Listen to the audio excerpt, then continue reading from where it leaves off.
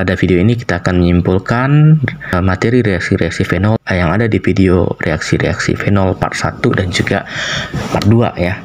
Yang pertama, fenol dapat bereaksi dengan basa dan membentuk ion fenolat ya.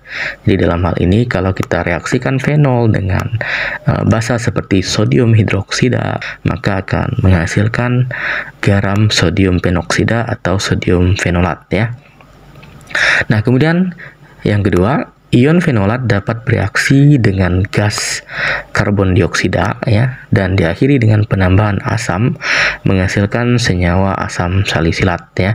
Nah, ini kita sudah bahas pada video part 1 pentingnya konversi fenol menjadi sodium fenolat, di mana reaksi ini merupakan salah satu tahapan penting untuk sintesis asam salisilat ya.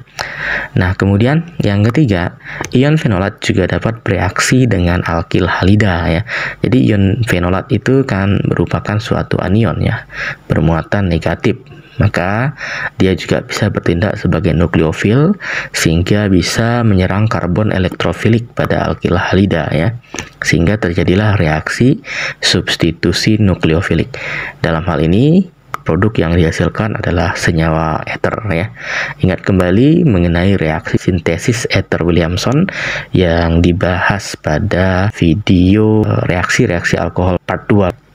Dalam hal ini kita bisa perhatikan misalkan ortonitrophenol ketika kita reaksikan dengan K2CO3, suatu garam yang bersifat basa, maka nanti gugus OH-nya akan berubah menjadi O negatif ya, dan akan menyerang karbon yang mengikat Br dan kemudian akan menggantikan gugus Br-nya, sehingga kita bisa perhatikan akan dihasilkan produk berupa ether aromatik ya, R. Kemudian di sini ada O dan di sebelah kanan ini ada R aksen. Jadi produknya adalah ether. Kemudian yang berikutnya adalah fenol dapat mengalami reaksi substitusi elektrofilik aromatik. Dalam hal ini gugus fenol bersifat sebagai pengarah ortopara ya, sehingga reaksi ini akan menghasilkan produk berupa campuran produk orto dan juga para ya. Serta reaksinya akan lebih cepat dibandingkan dengan reaksi benzena karena OH pada fenol merupakan gugus pengaktifasi. Nah, jadi ini contohnya ketika fenol direaksikan dengan metil klorida maka akan terbentuk campuran ortokresol dan parakresol ya. Nah, kemudian ketika fenol direaksikan dengan asam nitrat dan asam sulfat maka akan dihasilkan ortonitrophenol ya, di mana gugus NO2-nya masuk pada posisi orto dan juga para nitrophenol ya, di mana gugus nitronya masuk pada posisi para. Nah, reaksi alkilasi fenol ini penting untuk sintesis BHT, sedangkan reaksi nitrasi fenol ini penting untuk sintesis PCT ya, atau paracetamol ya. Dan reaksi karboksilasi fenol atau disebut juga sintesis Kolbe ini penting untuk sintesis asam salisilat.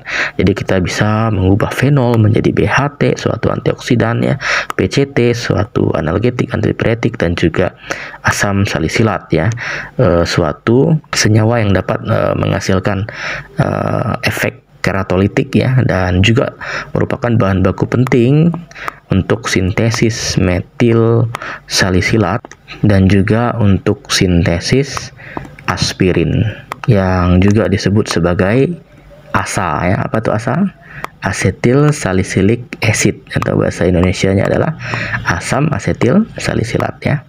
Nah, selain itu fenol juga dapat dioksidasi menjadi benzoquinon ya menggunakan oksidator kuat, misalnya Na2CR27 dalam susunan asam. Kita bisa perhatikan nih, fenol diubah menjadi benzoquinon, dan kalau kita ingin mengubah benzoquinon menjadi hidroquinon tinggal direduksi saja ya menggunakan reduktor seperti FeNCl2H2O. Dan terakhir ya, reaksi fenol dengan larutan FeCl31% akan menghasilkan kompleks yang berwarna ungu ya, di mana atom Fe dari FeCl3 akan bereaksi dengan gugus OH dari fenol ya.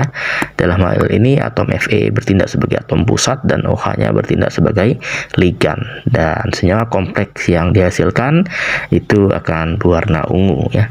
Nah, kehadiran senyawa-senyawa fenolik di alam, misalnya senyawa-senyawa fenolik yang terdapat pada sampel tanaman obat, juga dapat diidentifikasi menggunakan reaksi FeCl3 ini ya.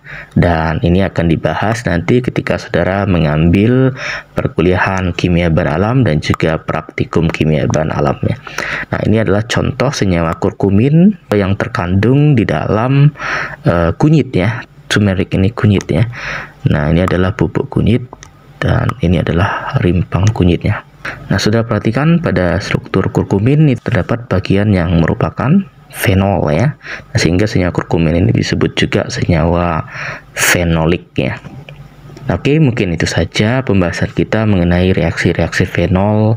Semoga bermanfaat dan dapat memberikan ilmu baru untuk saudara. Sampai jumpa pada video berikutnya.